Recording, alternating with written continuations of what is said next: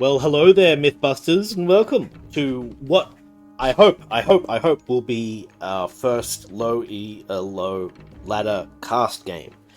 We're watching the likes of Fire Eyes playing Thor, and on the other side of the map, his opponent. In the red, playing Odin, it's going to be Chororo, is how I'm going to say it. Chororo. Something like that. Norse Mirror. And we're looking at around the mid 900 ELO rating. So these players tend to have a slightly lower than 50% win rate, which is why their rating has dropped below the starting point, which is 1,000. And so the hope is that we can give them some advice, or at least just look at their gameplay, notice mistakes they make, and try to learn as best we can from their gameplay. They say watching replays is the best way to learn the game. Of course, playing it is the best way to learn, but replays helps you understand what you did wrong. So we're going to be trying to use that to our advantage here. And this map, I believe it's called Alfheim. Yes, it is. And its features are lots of hunt, lots of trees, and lots of mountainous, unpassable terrain, which form all kinds of weird and strange choke points across the map.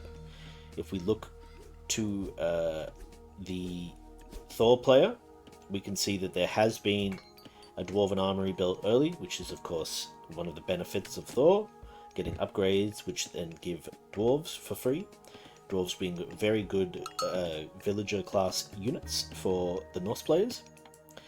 And we can see that there's plenty of gold to be expanded to over here, which seems pretty safe for both players. Over here for Odin, we have this gold here, as well as this gold hiding under my UI just there. Both pretty safe.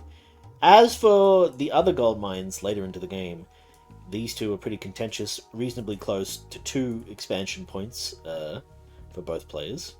And this gold here and here, also pretty close to the Thor base, this one. But also pretty close to this town center, which could easily be taken by the enemy Odin. Then we got some secret gold back here, which seems pretty easy for someone to come and take if they want to go ahead and seal this location. Or indeed, this location, if you are the Odin player.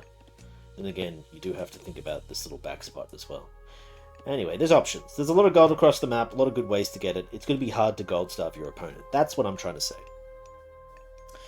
Notably, no great hunt being used by Odin yet. There are some schools of thought to this. Of course, you get more food the more you wait, but it's also not that expensive. 25 favor after you use it the first time. A lot of people feel that getting that extra food in the arcade cage just keeps you safer in your base for that little bit longer. I don't hate waiting to the classical age, but I wouldn't wait longer than that. That's just my anecdote. I got no real data to back that up. That's just a feeling. And we can see that the Berserker is beating the elk towards the town center, which is of course great. You know, it's a good way to save yourself the ox cart.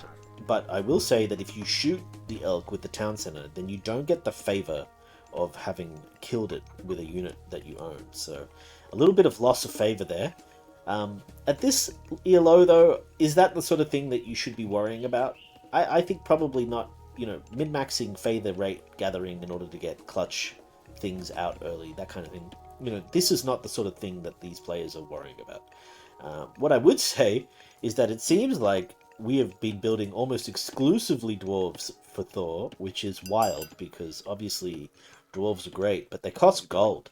And there's a logic to where it's like, okay, well, if I spend all this gold to just make nothing but dwarves, I save all this food, and I can get to the classical age in some ways faster. And that can track, but I believe dwarves are not as good at gathering food as villagers, so even though they're pretty good, it ends up being just a little bit inefficient. You end up spending a lot of gold to do it. I'm not going to say straight up that it's bad, because it's not something I've tested, but it feels like a waste of gold. You know, this feels like too many dwarves. What are we looking at? What's the count? Give me a count. I can't. There we go. 9 over here. 6 over there. 6 over there. So yeah, 20 so dwarves. It's just crazy. But we've hit 4 steady. Well, actually Heimdall for the Odin player, which is interesting. You don't see Heimdall very often. Heimdall, Undermine, good for destroying buildings, but, has issues, not the greatest of god powers, mostly because the value you get from it is by destroying walls and towers instantly. And there's just not that many walls and towers very early in the classical age. Although, here we see a tower and some walls. And destroying these houses and potentially the temple with a bit of an early aggression with Undermine would certainly do damage. And it seems that Thor is just powering ahead with the dwarf production. Doesn't seem to feel that the gold is useful in any other way. We do need to see that ox cart being built, and finally we see it. Longhouse being built, more totaling from the Thor player. So it behooves our Odin player here to be the aggressor, as Thor sets up to do his dwarven total.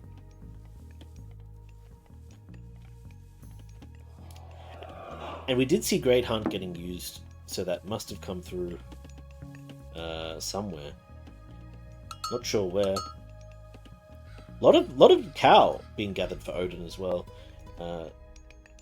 Some for Thor, but not as many. Bit of a clash in the center. A Herseer gets caught. And I would love to see this this undermine happening. Of course, with things being built over here, there are many different locations to get value.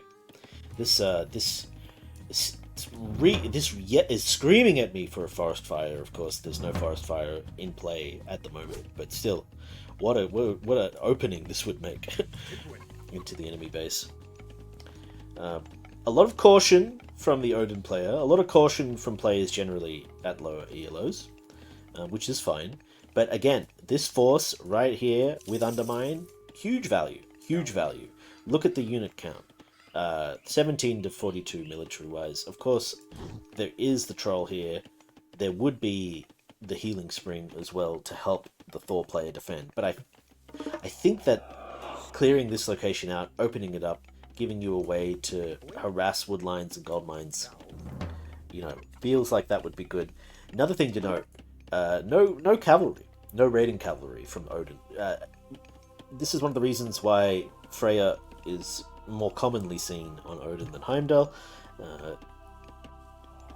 Mostly because the Great Hunt and the Ravens give you the ability to have map control compared to a lot of other factions early, and that in combination with raiding cavalry gives you a lot of maneuverability, a lot of power. However, I love the Einherjar, or Einherji, I guess.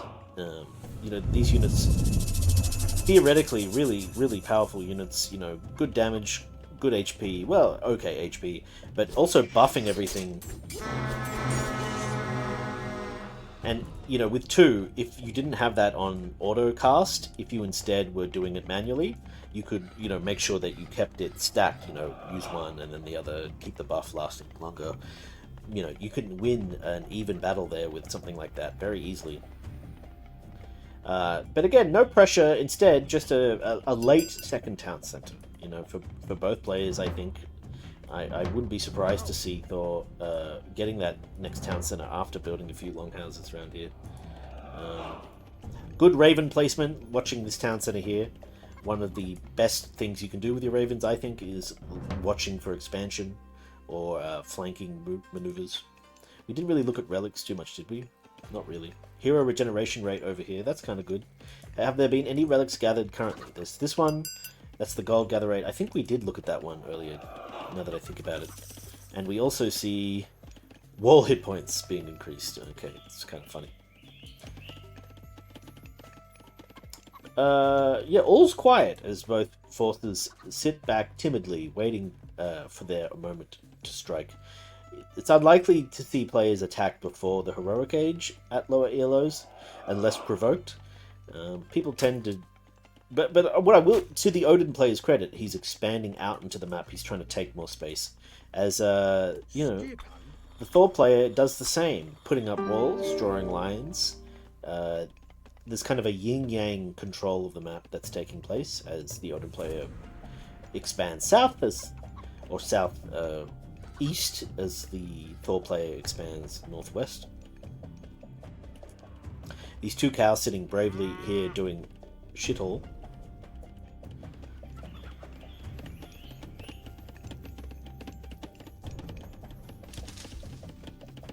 And again, these ox cart could be so much closer to the woodline. Of course, he's trying to get the double value of gathering, but he's got this ox cart and a whole bunch of idle villages over here. So, you know, having this many doors come out, and both players have been doing it to some degree, and having that much gold be spent, even on a map like this where there is a lot of gold, like, it feels so wasteful. We're going to see the Thor player breaking through in the north, going to be putting a lot of pressure onto Odin here. Let's see what he can get done. It's 82 military to 52 in terms of strength, 3.6 to 2.3 in terms of value. And the Thor player retreats, you know, scared of what he sees, doesn't want to take a fight if he can't help it.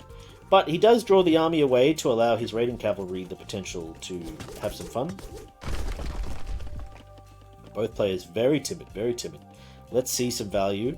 These cow are going to be sent home straight through the enemy base, which is going to accomplish nothing. What can you do? He's just saying, "Hey, you forgot these cows. Here, come get them." And a forward attack finally. Einherji gets instantly deleted by the front line. Oh, and the healing spring. Okay, we're making a statement. We're here to stay. We're not going to back up. And the raiding cav, meanwhile, attacking towers in the back. Unfortunate. You know, could be pulled to run through. Here they come. And look, good amount of throwing axemen as opposed to the Hersir. That's a solid victory for the Thor player as he backs up to get some healing. If we have a quick look, we can see it's going to be 3 upgrades versus none as well. So the Thor military, just in a 1-to-1 fight, already has the advantage. He's got the numbers advantage as well. He's established a good pivot point with the healing fountain, and now he's building buildings as he pushes the wood line back for the Odin player. It's a lot of pressure. Let's see if the Odin player can adapt. He's making some medium raiding cavalry. He's got throwing axemen. Definitely that's the right stuff. That's the source when it comes to pushing out Hersir. The throwing axemen now, again, beating in a 1-to-1, but with the raiding cavalry on top of them, they find it hard to find their targets as the red player is able to push blue back up north. And again, if Thor loses this position, then he's donated a healing spring to his opponent.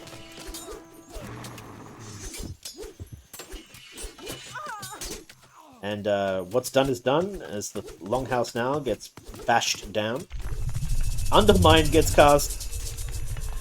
That's crazy. Undermine cast to try to destroy this position faster, but it's a huge waste. It's a huge waste. You could have gotten that value anywhere else. That longhouse was dead, whether you cast that or not, so that's a shame to see that used in that way. A little poke forward from Thor here in the center, coming down here to harass this gold mine now. Whole bunch of idle villagers sitting around doing nothing in the chaos. Oh, and it doesn't look good as the villagers come in to take the fight to the throwing axemen. Just a whole bunch of nothing going on from the military as there is a little overwhelm, it looks like, for our Odin player.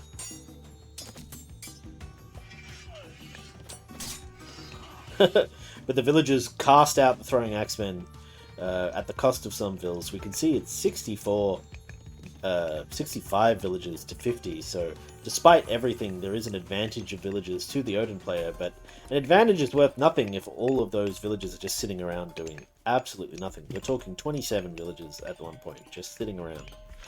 Now they're going to be moving over here as we're going to see a huge gathering of gold. And the second town center is finally coming out for Thor.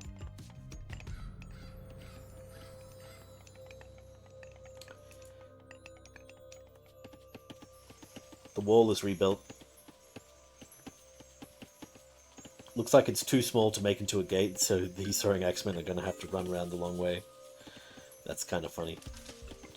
This Odin over here, this Raven over here, bit of a waste, of course. Farming at the front seems risky, but why not, I suppose. Also, Thor is most of the way up to Skadi. Our Odin friend a little bit slower on the uptake as he continues to build units.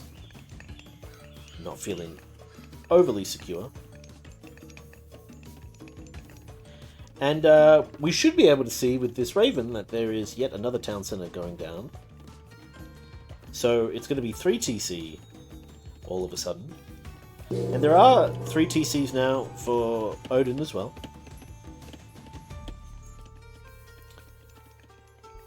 There are so many walls though, so it's very secure in the main base for Thor. There's not going to be many opportunities for too many raids. Except for a raid here, of course, to kill this villager. I say villager, it is a Herser. So this town center will get denied.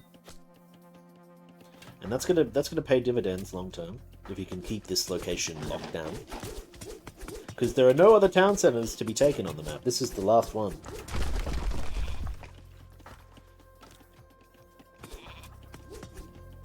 And imagine an undermine here at this point. You know, rally your military forward.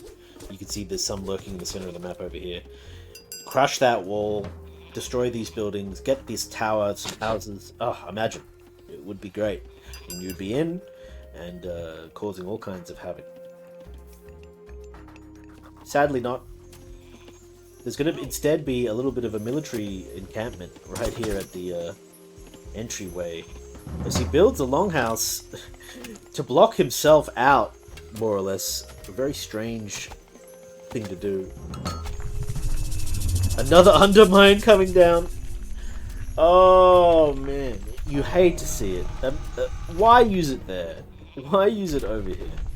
You know, this man is terrified of longhouses. You know, there is worst enemy.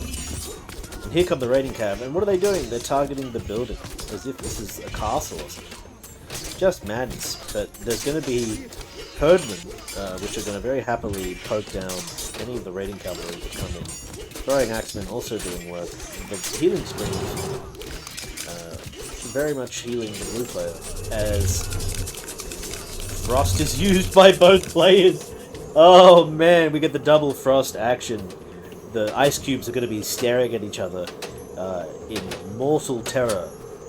Look at this one guy facing the Frost Giant. Just silly.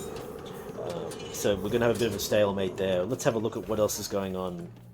Okay, well we're back to taking this town center, so it's good. We're going to get that up and happening, even though there's military here that could be interfering. But we're getting farms going around here. The Huntress's axe being researched, more upgrades, of course, for Thor as well. And 3, 2, 1. Red's Frost unlocks first.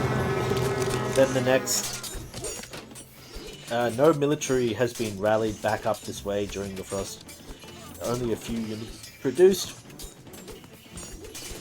So many upgrades being queued up, which is like spending money on all these upgrades. I mean, admittedly, most of them are wood upgrades, but generally speaking, when you're under attack, you don't want to be spending resources on upgrades.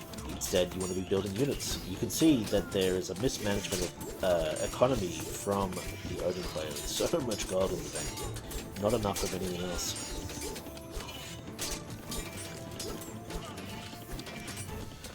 Meanwhile, the Thor player is just able to kind of apply good pressure.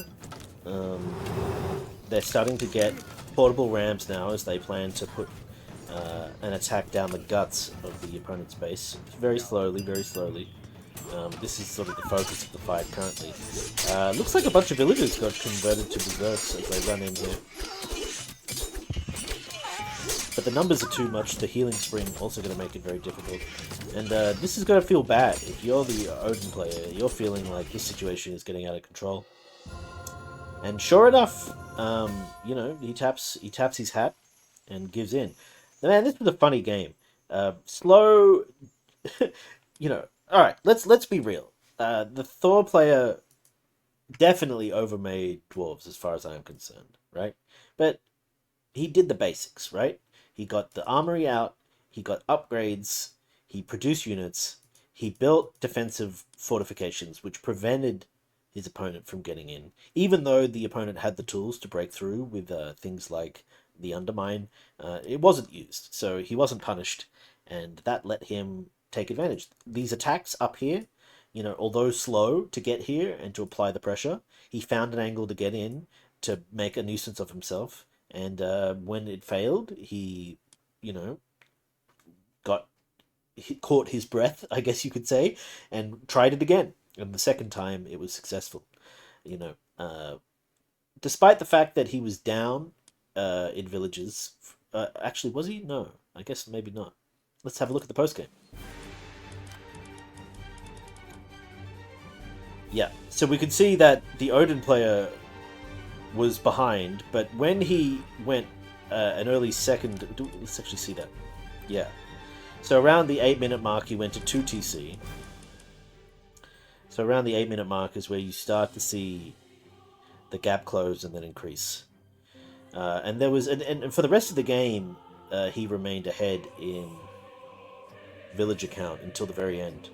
So the Odin player had the economic might over his opponent for most of the game, according to this. And if we look at resources gathered,